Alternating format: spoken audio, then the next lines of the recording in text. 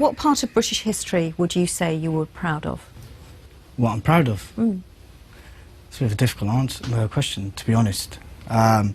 Because you have to appreciate my background is, my parents are from Bangladesh. And as I mentioned earlier, the Bengali famine.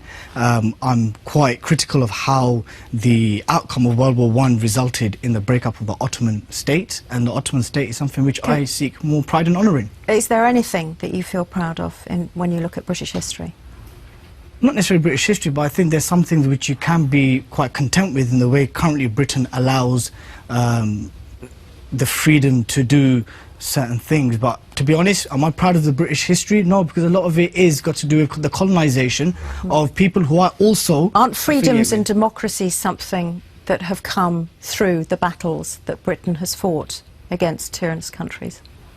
Not necessarily. Again, that's very subjective. I think it's the aftermath as well. There's a question of saying in World War I we were fighting against a tyrannous Germany, and yet the reparations that we imposed on Germany after World War I put Germany into such a difficult position and of poverty that it almost really created the environment in which Hitler was going to rise. So exactly. I think we need to look at our responsibility before battle and after battle for what exactly was going on in terms of politics, because, you know, when you do look at history, there's a lot of land grab going on. We had this huge empire. We didn't want anyone else to have an empire. And I think it's in terms of were we securing freedom or were we securing our empire? But there are many aspects I think we should be very proud of. I think the Magna Carta, I think the abolition of slavery, I think you know, votes for women, which your people in Wolverhampton were obviously so well knowledgeable about.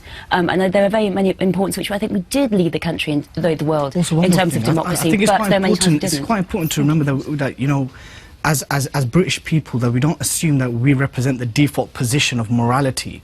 I think we need to humble ourselves a bit more and realise that, look... All right, well, we need a little bit more humility when we're looking back at our history, James, I find it very depressing that somebody who is enjoying all the benefits of living in one of the world's most stable democracies is dissing what...